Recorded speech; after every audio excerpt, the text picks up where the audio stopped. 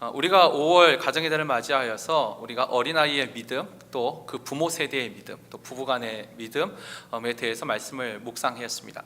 이 어린아이의 같은 믿음은 그 어린아이의 부정적인 측면도 있지만 바로 이 데코마이의 믿음, 받아들이는 것이 바로 어린아이 같은 믿음이고, 이와 같은 믿음이 있어야지만 하나님 나라에 들어간다라고 주님이 말씀을 하셨습니다.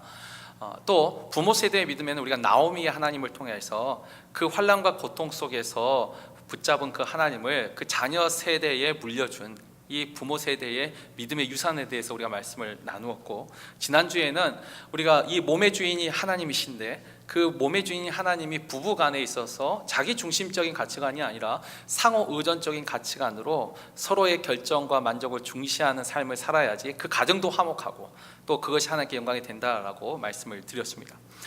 오늘은 이제 우리가 이 가정에 있어서 부부와 부모와 어린 자녀 말고도 하나님이 우리에게 주신 또 다른 형태의 가족이 있는데, 그게 바로 이 믿음 안에서 형제 자매된 이 성도가 또 하나의 믿음의 형태로 우리에게 주어졌지요.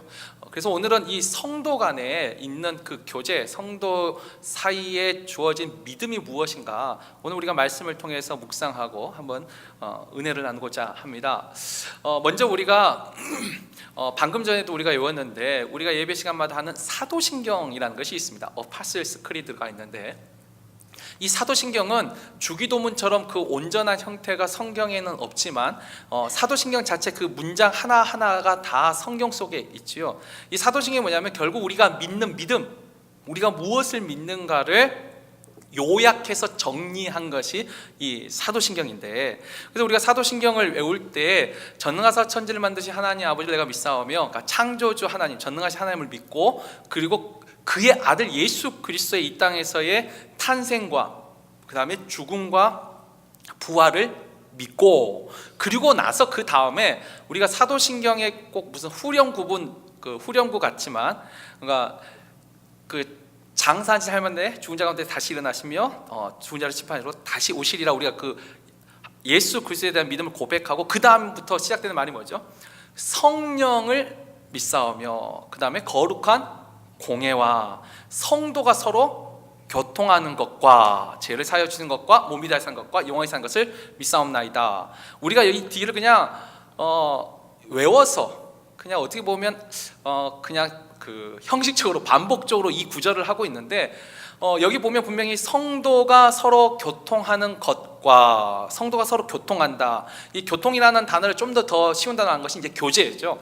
성도가 서로 교제하는 것을 우리가 믿음으로 고백을 하고 있어요. 그런데 여러분 한번 생각해 보십시오. 성도가 서로 교제하는 것이 그 사도신경의 믿음으로 고백할 만한 내용인가요?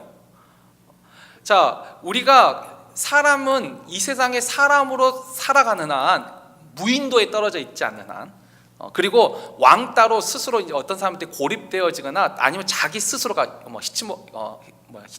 히치모키몰인가 그 스스로 은둔 생활을 하지 않는 한, 이 세상에 사는 모든 사람은 다 교제를 하고 살아갑니다. 다른 사람과의 관계 속에서 살아가죠.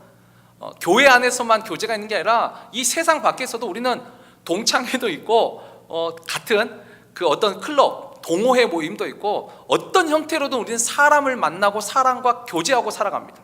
아니 그것을 뭐 굳이 믿음으로 고백을 해야 되는 건가요? 사실 이 성도의 교제, 성도가 서로 교통하는 것에 대한 우리가 믿음을 고백할 때 이거 진짜 믿음인데 다릅니다. 우리가 알고 있는 일반 세상과의 교제와 우리가 믿음으로 고백하는 이 성도의 교제가 다르기 때문에 사도신경에 이 구절이 있는 것이죠. 그렇다면 이 의미가 도대체 무엇인가? 우리가 이 의미를 가장 잘 확인하고 발견할 수 있는 것이 오늘 우리가 읽은 이 사도행전 2장 본문 말씀이죠. 이 사도행전 2장의 이야기를 잠깐 그 배경 설명을 하자면, 이게 바로 이제 그 초대교회, 처음 우리가 교회라고 말할 수 있는 이 첫 교회가, 예루살렘 교회가 탄생하는 장면인데, 일단 이 사건은 예수님이 십자가에 못 박혀 죽으시고 부활하신 후 한 50일 뒤에 일어난 사건입니다. 그래서 우리가 오순절이라고 하는데, 오순, 순이 원래 열을 순자예요. 열순. 그래서 오순이니까 50일. 예수님이 십자가에 못 박혀 죽으시죠. 그리고 그 다음 날이 유월절. 사실 그 유월절을 기준으로 50일 해서 이제 오순절인데, 그러니까 대략 한 50일 지난 거죠. 한 7주가 지났습니다. 예수님이 이렇게 못 박혀 죽으시고 그 다음에 이제 부활하시고 제자들에게 너희들은 예루살렘을 떠나지 말고 이곳에서 성령을 기다리라고 명령하셨습니다. 그래서 이 120명의 제자들이 마가의 다락방에 모여서 주님의 말씀처럼 성령을 기다리면서 기도하고 있었습니다. 근데 이 오순절날, 우리가 잘 아는 오순절 성령 강림 사건이 일어나지요. 오순절날 이 마가의 다락방에 모여있던 120명에게 강한 바람과 같은 성령이 임하셨어요. 성령이 임하시면서 어떤 일이 일어났냐면 이 120명이 각각 다른 나라 말로 방언을 시작을 합니다. 근데 이때 방언은 아주 특별한 방언이에요.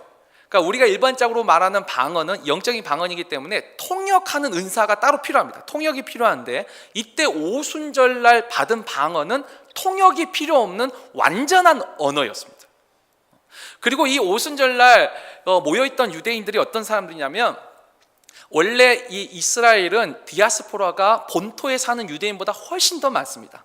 그 역사상 포로로 잡혀간 것이 워낙 많기 때문에 이 예루살렘 유대 밖에 사는 사람이 더 많아요. 근데 이 유대인들에게서는 자신의 신앙에 있어서 평생에 그래도 적어도 단 한 번은 예루살렘 성전에 가서 예배를 드리는가, 이 필그림 순례자로서 예배를 드리는 것이 평생의 소원이에요. 근데 이게 쉽지 않죠. 지금처럼 뭐 비행기가 있던 시대도 아니고. 그러니까 이 사람들이 이 본토 이스라엘에 사는 사람은 6월절에 그래도 쉽게 예루살렘에 갈 수가 있는데, 저 먼데 사는 유대인들은 정말 마음에 결단하고 결심하고 한번 그 예루살렘에 가는 것입니다. 근데 한번 갔는데 6월절만 지키고 오기에 너무 마음이 좀 서운해서, 그래서 오순절까지 원래 1년에 3번 절기를 지켜야 되는데 3번 지키려면 예루살렘에서 1년을 살아야 되니까 그건 못하고 가장 가까이 있는 이 2번의 절기를 그래도 지키려고 예루살렘에 머물러 있었습니다. 다시 말해서 6월절에는 본토 유대인이나 디아스포라 유대인이나 전부 다 가장 많은 인원이 있고, 오순절 날에는 이 본토 유대인들은 대부분 다 돌아가죠. 자기 생업이 있으니까 돌아가고, 이 먼데 있는 유대인들이 다시 오기가 힘드니까 머물러 있었습니다. 다시 말하면 오순절날 있는 유대인들은 특별히 먼 곳에 있는, 가까운 지방 말고 먼 곳에 있는 유대인들이 예루살렘에 가장 많이 모여 있을 때지요. 그런데 이 유대인들이 각기 자기 나라 말로 이 사람들이 말하는 것을 듣습니다. 근데 원래 이 오순절날 이 사람들이 놀라게 된 것은 그 언어 때문에 놀란 것도 있지만 더 중요한 이유는 그 11절을 우리가 잠깐 보면은 자막이 안 나오네요. 이건 중요한 건데 2장 11절을 보면 그레데인과 아라비안들이랑, 그러니까 그 위에 각 나라 그 이름이 쭉 나와요. 근데 그 사람들인데 우리가 다 우리의 각 언어로 하나님의 큰 일을 말함을 듣는도다 하고, 중요한 건 그 말도 놀랐는데 더 중요한 건, 그렇죠, 말은 그 언어를 말할 수도 있잖아요. 근데 그 말로 전하는 그 내용, 하나님의 큰 일, 그것 때문에 더 놀란 거예요. 사실 여기 모인 120명들은 다 이 본토 유대인들이에요.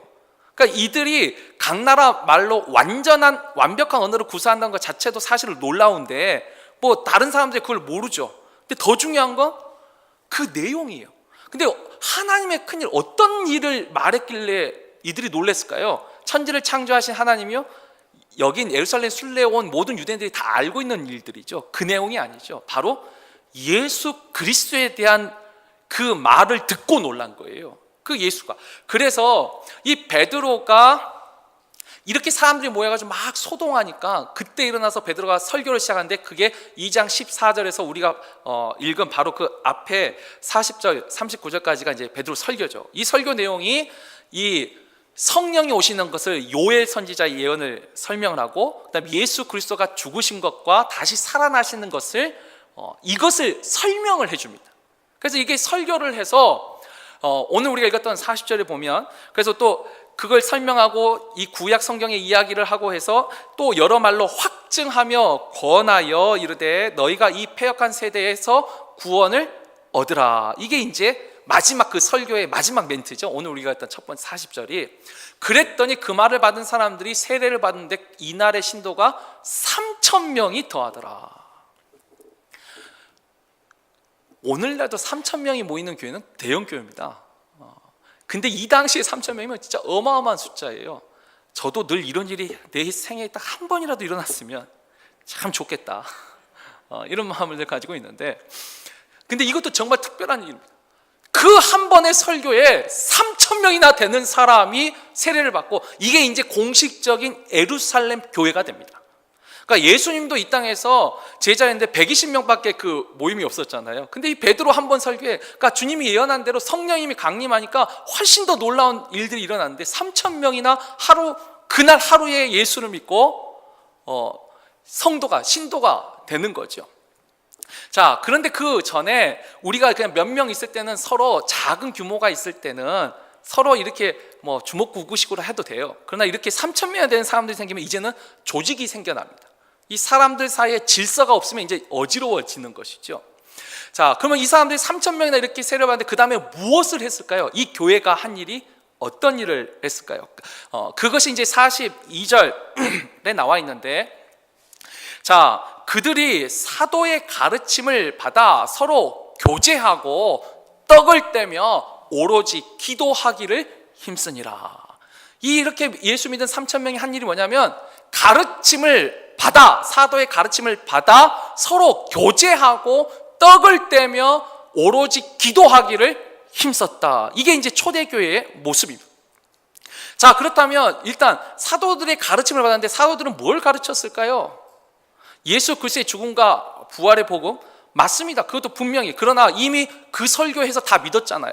계속 그것만 말한 것이 아닙니다. 사도들의 가르침이라는 것은 이 당시에는 신약 성경은 없었습니다. 아직. 그러나 구약 성경은 있었습니다. 사도들이 구약 성경을 가르쳤습니다. 이 사도들도 율법을 가르쳤어요. 그리고 구약 성경이 예수 그리스도를 어떻게 증거하는지를 가르쳤습니다. 또 하나, 예수님한테 직접 들은 말씀이 있었죠. 우리가 산상수훈을 비롯해서, 산상수훈에서 예수님이 자신의 죽음을 가르쳤나요? 아니에요. 하나님을 믿는 사람이 어떻게 살아야 되는지를 가르쳤습니다. 하나님의 백성이, 하나님 나라의 백성이 어떤 사람인지를 가르치셨죠. 그걸 또 가르치셨습니다. 그리고 또 새로 믿는 사람을 위해서 예수 그리스도의 죽음과 부활의 복음을 또 가르쳤습니다. 그러니까 사도들의 가르침이라는 것이 결국 한마디로 하면 하나님 나라, 하나님이 다스리는 나라의 삶이 무엇인지를 가르쳐 준 겁니다. 그리고 그 나라에 우리가 자녀로서 살 수 있는 것이 예수 그리스도의 은혜라는 걸 가르친 거죠. 자, 이것을 받은 후에, 이게 가르침도 받고 그 다음에 교제도 하고 떡을 떼면, 이게 각각, 이걸 우리가 병렬 구조라고 하는데, 각각이 아니라 가르침을 받은 후에 이것을 기반으로 이제 교제가 시작됩니다. 서로 교제하고 떡을 떼면, 여기서 떡을 뗀다는 말은 우리가 뒤에도 보겠지만 음식을 먹는다는 의미가 아니고, 여기서 떡을 뗀다는 건 성만찬을 의미합니다. 성찬, 주님이 말씀한 성찬을 나누고 오로지 기도하기를 힘쓰니라. 다시 말해서 초대교회의 모습은 말씀으로 시작해서 기도로 끝나는 것, 그리고 그 사이에 성도의 교제와 주의 성찬이 있었습니다. 말씀으로 시작하고 기도로 끝나는 것이 초대교회의 모습이지요. 물론 이때 초대교회에도 또 아까 오순절 성령 강림처럼 아주 특별한 상황이 있었습니다. 그 특별한 상황이 이제 43절인데, 그러니까 42절이 초대교회의 일반적인 모습이에요. 이게 일반적인 모습이고, 그 밑에는 특별한 상황이 뭐냐면, 사도들로 말미암아 기사와 표적이 많이 나타나니, 또 44절에 보면은 믿는 사람이 다 함께 있어 모든 물건을 서로 통용하고 재산과 소유를 팔아 각 사람의 필요를 따라 나눠주며. 1부하고 다르게 2부 때는 자막이 조금씩 느리네. 어디 갔나? 자, 이게 특별한 상황이죠. 어떤 특별한 상황이냐면, 처음 교회가 탄생했을 적에 사도를 통해서 놀라운 일들이 많이 일어납니다. 그러니까 병자들에게 안수하면 병자들이 낫고 귀신들이 쫓겨나가고 놀라운 일들이 많이 일어났어요. 그리고 또한 이 사람들 사이에서도 모든 물건을 통용하고 또 재산과 소유를 팔아 각 사람의 필요를 따라 나눠줬다. 이게 이제 공동 소유라 하는데 이와 같은 일들이 이 초대교회 때 있었습니다. 근데 우리가 왜 이것을 특수한 상황이라고 하냐면 하나님이 이와 같은 일이 오늘날 우리 시대에도 일어날 때가 있습니다. 특별히 이 선교지에 처음 복음을 전할 때는요, 놀라운 일들이 많이 일어납니다. 그래서 선교의 역사를 보면 또 선교사님들의 보고에 이런 보고들이 참 많습니다. 그런데 하나님은 계속 이런 기사와 표적으로 하나님을 증거하지 않습니다. 예를 들면 이거죠. 하나님은 애굽에서 놀라운 10가지 재앙으로 홍해를 가르는 기적으로 이스라엘 백성을 건져내 주셨습니다. 그러나 계속 그러가 같은 일들로 이스라엘 백성을 인도하지 않습니다. 왜냐하면 이와 같은 걸 보여주시고 그 다음에 말씀하세요. 그러니까 우리가 이런 놀라운 일을 보고 하나님을 믿는 것은요, 아니요, 믿음 없어도 누구나 다 그 정도는 다 믿어요. 눈앞에 보이니까. 근데 하나님이 그렇게 하나님을 증명해 주시고 하나님을 자신을 계시하신 후에 진짜 믿음은 하나님의 말씀을 가르친 다음에 그 말씀을 믿느냐 안 믿느냐로 이제 진짜 믿음과 쉽게 말하면 가짜 믿음을 구별하시죠. 그러니까 이스라엘 백성도 애굽에서 건져내실 때 기적을 통해서 건져내셨어요. 근데 시내산에서 2년 동안 말씀을 가르친 후에 그 다음에 그 말씀을 진짜 믿느냐 안 믿느냐, 그러니까 하나님의 그런 놀라운 것을 보고 믿는 것은 진짜 믿음은 아니고 이게 이제 가짜 믿음인 거죠. 정말 하나님을 믿는 믿음을 이제 하나님이 구별하시는. 그래서 초대교회에도 분명히 이와 같은 일들이 일어났는데 이 사도들의 표적과 기사가 계속 일어나지는 않습니다. 이 표적과 기사를 통해서 중요한 건 사도들의 가르침이었습니다. 이 가르침을 통해서 이제 진짜 믿는 사람과 가짜로 믿었던 이제 이 믿음이 구별이 돼가죠. 그러니까 이것도 그때의 특별한 상황이에요. 오순절날 방언이 통역의 은사가 필요 없는 방언이었듯이 아주 특별한 은혜였고, 또 이때 공동 소유도 특별한 은혜죠. 사실 우리가 아는 그 공산주의란 말이 의미 자체로는 아주 나쁜 말이 아닙니다. 그리고 공산주의의 가장 완벽한 이상적인 모델이 바로 이 초대교회의 모습입니다. 공산주의라는 게 모든 소유를 같이 함께 하는 거예요. 그리고 이 공산주의를 처음 말한 이 마르크스도 이 사람이 유대 랍비 집안의 후손이에요. 그리고 마지막에 기독교로 개종을 했어요. 이 성경을 읽은 사람만이 공산주의라는 것을 개념을 가질 수 있죠. 대부분은 다 내 것은 내 것이고 네 것도 내 것이다. 우리는 이런 생각으로 사는데 그나마 이 성경을 봤던 막스가, 근데 이 마르크스가 하나 실수한 건 인간의 죄악, 이 죄성을 몰랐죠. 그래서 이 공산주의라는 것이 정말 좋은 것이지만 우리 인간 세상 속에서는 이것을 일반화시킬 수가 없는 거죠. 그러니까 이 초대교회 때 이 공동소유라는 것은 이것도 특별한 상황입니다. 그래서 실제로 이제 이 초대교회에 이제 문제가 일어날 때 바로 이 공동소유에서부터 이제 문제가 또 일어나게 되죠. 일단 이건 좀 뒤에 말하고, 결국 우리가 이 초대교회의 모습을 보면 이 사도들의 가르침을 받아서 성도들이 서로 교제하고 떡을 떼며 기도를 힘썼고, 또 이 사도들을 통한 놀라운 일들과 그 놀라운 일들 속에 이 성도들의 공동 소유가 있었던 게 바로 이 초대교회의 모습인데, 이 모습 속에서 이 오늘 본문에도 반응을 두 가지로 기록합니다. 우리가 앞에 43절을 보면은 사람마다 두려워하는데 여기서 이 사람들이 이 초대교회 모습을 보고 두려워했다는 거예요. 두려워한 사람이 있어요. 그 다음에 44절에 보면 믿는 사람들이 다 함께 있어. 그러니까 사람마다와 믿는 사람을 구분하고 있습니다. 자, 위에서 말한 사람마다는 누구냐면 예루살렘에 있는 일반 사람들이에요. 다시 말하면 믿음을 갖지 않은 일반 사람들. 자, 믿음의 눈이 아닐 때는 초대교회에 일어난 일이 두려운 거예요. 이 사회를 흔들 수 있는, 이게 무슨 사이비 이단 집단 같이 두려움을 주는 거. 그러나 하나님에 대한 믿음이 있는 사람한테 지금 일어난 일은요, 여러분, 공동 소유가 이게 의무적으로 강제로 일어난 일이 아닙니다. 이거 자발적으로 한 거예요. 기쁨이 있었다는 겁니다. 그러니까 믿음의 눈으로 봤을 때 지금 이 일은 기쁨인데, 믿음이 없을 때는 이 일은 문제가 있는 거예요. 지금 심각한 문제가 있는, 두려운 마음을 주는 일이라는 거죠.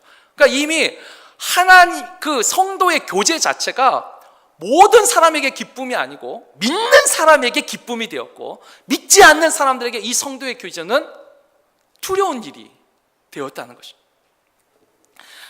결국 우리가 이 초대교회의 모습을 이제 요약하자면 이렇습니다. 이 초대교회는 성령의 역사가 있었습니다. 그리고 말씀을 기반해서, 이 말씀이 기초가 돼서 그 말씀을 실천하는 교제, 그 말씀의 실천과 기도에 힘쓴 공동체가 바로 초대교회였다는 것이죠. 자, 우리가 이와 같은 초대교회의 모습, 이 일반적인 모습이 오늘날 우리 교회에도 늘 추구하는 교회의 모습인데, 그렇다면 이 성도의 교제를 우리가 좀 더 이제 구체적으로 한번 들어가 보자면, 이 초대교회 때 성도의 모습은 그 밑에 46절과 47절에 이제 잘 나타납니다. 일단 이 46절을 보면 그들이 날마다 마음을 같이하여 성전에 모이기를 힘쓰고, 그리고 집에서 떡을 떼며 기쁨과 순전한 마음으로 음식을 먹고. 초대교회 때는요, 성도의 교제가 장소가 분명히 구분되어 있습니다. 한 곳은 성전이고 하나는 집입니다. 여러분, 성전에 모이기 힘썼는데, 여기서 성전은 어떤 성전이냐면 이게 예루살렘 성전입니다. 예루살렘 성전에는 유대인들도 있었어요.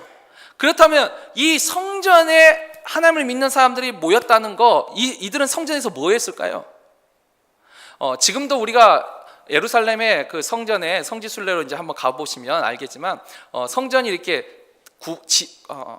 지역이 좀 구분되어 있어요. 그리고 성전 주변으로 지금도 이 유대의 랍비들이 성경을 가르칩니다. 그러니까 율법을 가르치고 있어요. 지금도 거기에 방들이 많아요. 그러니까 우리식으로 하면 성경 공부예요. 성경 공부. 그러니까 이 예수 믿는 유대인들도 성전에 가서 뭐 했냐면, 그러니까 희생제사, 짐승을 드는 희생제사가 그때는 이제 이 당시에는 이제 아직 있었어요. 그 예배도 드리고, 성전에 이 예수 믿는 사람이 갔을 때 목적은 기도하러 갔고, 또 하나 바로 그 옆에 성경 공부하는 그 장소에서 자기들도 말씀을 배웠습니다. 그러니까 성전에 모이게 힘썼다는 것은 말씀을 배우고, 예배하고, 말씀을 배우고, 기도하러 성전에 갔습니다. 그러니까 이게 분명한 목적이었어요. 그런데 우리가 아는 성도의 교제, 음식을 나누는 것, 제가 아까 말했죠. 떡을 뗀다는 건 성찬을 의미한다고. 그래서 떡을 떼며 뒤에 음식을 먹고가 다른 말이에요. 우리가 식사 교제도 하는 거죠. 근데 이와 같은 것은 집에 와서 했었습니다. 왜냐하면 예루살렘 성전에서 성찬을 할 수도 없고, 예루살렘 성전에서는 음식 교제를 나눈 장소가 아니었죠. 그러니까 이 초대교회 때는 말씀을 배우는 곳과 다른 이런 식사 교제나 음식 교제나 이런 교제가 장소 자체가 달랐어요. 그 말은 성전에 갔을 때 오로지 거기에만 집중을 했다는 것입니다. 그런데 이제 이 기독교 신앙이 박해를 받고 이제 성전에서 모이지 못하고 이게 이제 회당으로 옮겨가고 나중에는 가정으로 옮겨가면서 이 성전에서 모이는 이 교제와 집에서 모이는 이 교제가 이제 한 장소에서 같이 일어나게 됩니다. 근데 이게 같이 일어나면서 조금씩 이제 여기서부터 이제 문제가 또 생겨나기 시작했어요. 왜냐하면 우리가 그렇죠. 우리도 지금 이렇게 예배 드리고 있는데 뒤에 행사가 있잖아요. 근데 뒤에 행사가 있으면 우리 마음이 아무래도 나누어지죠. 그 뒤에 뭐 어떤 일이 있으면 또 이제 음식 하신 분 또 음식 준비하는 이런 마음고, 그러니까 온전히 하나님 앞에 예배와 말씀과 기도로 집중이 안 되는 거죠. 그래서 중심이 이제 점점 성도의 교제 쪽으로 옮겨갑니다. 이제 이러면서 이제 문제가 생기는데, 실제로 사도행전 지금 2장에서는 이와 같은 성도 교제가 일어났을 적에 그 마지막 47절에 보면 하나님을 찬미하며 하나님께 영광을 돌리며 온 백성에게 칭송을 받으니 주께서 구원받는 사람을 날마다 더하게 하시니라. 모든 사람에게 칭찬받는 거죠. 이와 같은 교제. 그리고 하나님이 거기에 구원받는 사람을 날마다 더하셨어요. 자, 그런데 이와 같은 기록이 이제 3장 4장 지나면 5장에 가서 처음으로 이 초대교회에 이제 문제가 나타나는데, 첫 문제가 뭐냐면 우리가 잘 아는 아나니아와 삽비라 사건이 일어납니다. 이 아나니아와 삽비라 사건이 결국 뭐냐면 그 공동 소유를 하기 위해서, 공동 소유를 해서 아나니아 삽비라도 자신이 땅을 팔아 가지고 내어놓는데 이것을 얼마를 숨겼어요. 근데 그 바로 앞에 이 바나바, 이 사도 바울을 이끌어낸 바나바가 자신의 소유를 팔아서 내놓은 것이 있어요. 그러니까 아나니아 삽비라도 어찌 보면 좋은 의미에서, 좋은 뜻에서 한 거예요. 그런데 그것을 속였죠. 근데 어떤 일이 났냐면 바로 그 자리에서 즉사합니다. 그러니까 이것도 특별한 일이에요. 오늘날 우리가 하나님 앞에 우리의 믿음이 진짜 하나님이 그때그때마다 응답한다면 사실 우리 중에 지금까지 살아있을 사람이 저를 포함해서 몇 명이나 될까요? 진짜 하나님이 그 즉시 그 믿음을 그대로 심판하신다고 하면 여기 살아남을 사람 몇 없을 거예요. 그러니까 이것도 정말 특별한 거예요.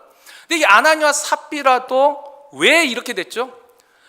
공동 소유인데 자기가 인정받고 싶은 마음이 이제 더해진 거예요. 그러니까 성도의 교제가 세상의 교제와 다른 건 말씀의 기초에서 교제를 해야 되는데 이제 이 말씀 부분보다 성도의 교제로 중심이 옮겨간 거예요.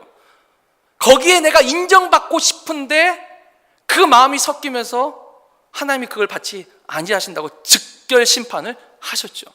그 다음에 이제 5장 다음에 6장에 나온 문제가 이제 구제에 대한 문제입니다. 왜냐하면 구제는 아까 했죠, 우리가 떡을 떼며 음식을 나눌 때 이 음식을 나눌 때 구제가 있었습니다. 이 당시에는. 그러니까 가난한 사람들이 그 성만찬 말고 음식을 나눌 때 음식을 서로 나누는 이게 구제가 있었어요. 그런데 여기에 이제 불평이 생기기 시작합니다. 이 헬라파 과부와 유대인 과부 거기서부터 이게 뭐죠? 처음에는 공동 소유였지만 아까 그 처음에 공동 소유라는 게 정말 특별한 은혜예요. 사람의 이 죄성이 있기 때문에 인정받고 싶어하는 마음이 거기에 끼어들고 또 하나 저 사람과 나하고 왜 다르냐는 이 비교가 또 거기에 끼어들고 이러면서 점점 교회가 문제가 이제 생겨나기 시작합니다. 잘 보세요. 원래 문제는 말씀에서 시작되지 않고 이 말씀에서 기반하지 못할 때 성도의 교제에서 문제가 생깁니다.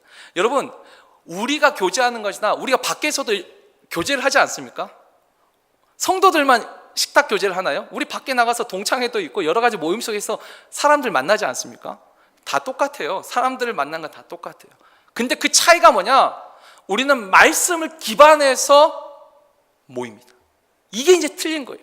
근데 이 말씀이 빠지니까 똑같아지는 거예요. 점점 똑같이 인정받고 싶고 똑같이 비교하는 것 속에 열등감이 생기고 우월감이 생기고 좀 더 대접받고 싶은 마음이 생기고 당연히 모든 사람의 모임에서 일어난 일들이 같이 일어나는 거예요. 이 교제.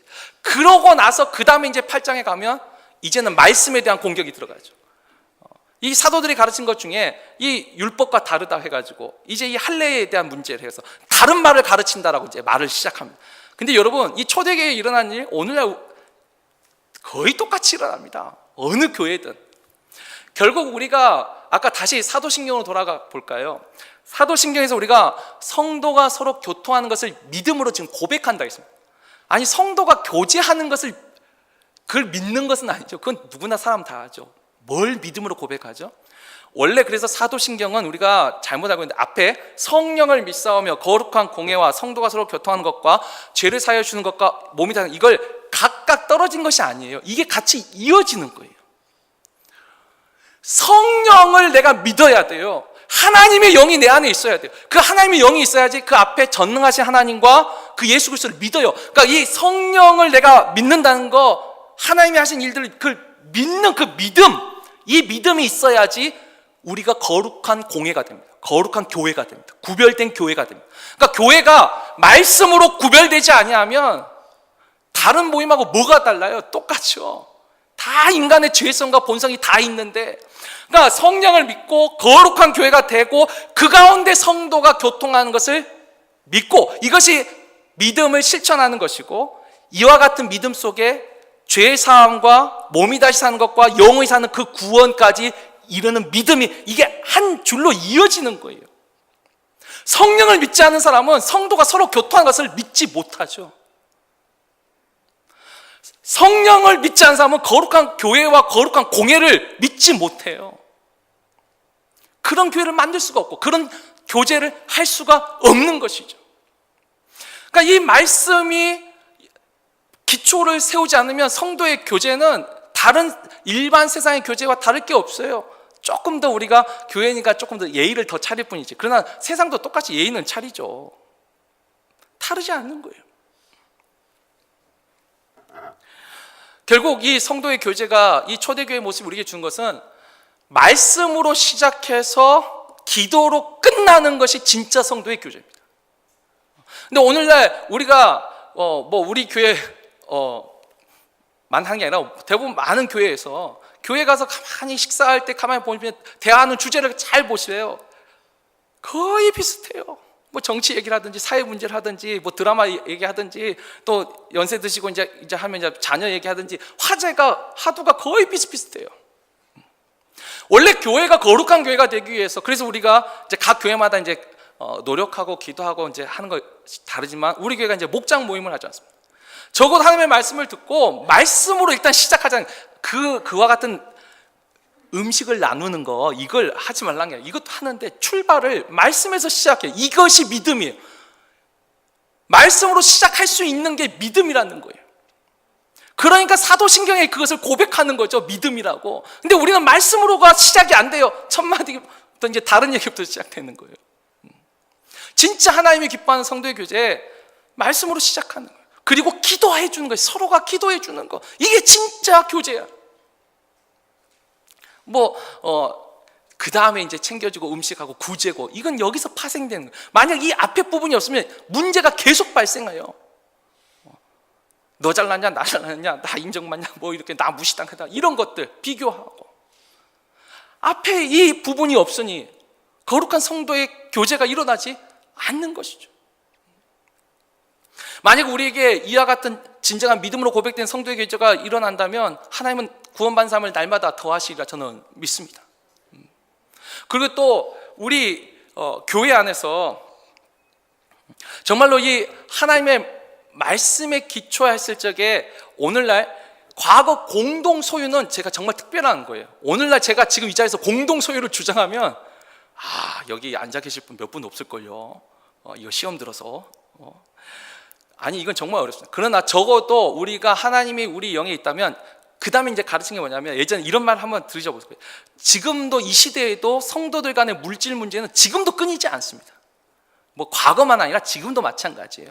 근데 우리가 거기에 지혜할 때 공동 소유까지 안 되더라도 그래도 주는 것이 복 있는 사람입니다. 근데 줄 때 우리가 이런 말 하죠. 받지 않을 수 있을 만큼 그러니까 받지 않아도 될 만큼 주라고. 반대로 빌리는 사람은 반드시 갚아야 되고 그러나 주는 사람 입장에서는 내가 이것을 굳이 안 받아도 될 정도로 주라는 말 이거 언제가 한 번씩 들으셨을 거예요. 근데 요즘은 이것도 악용하는 분들이 계세요.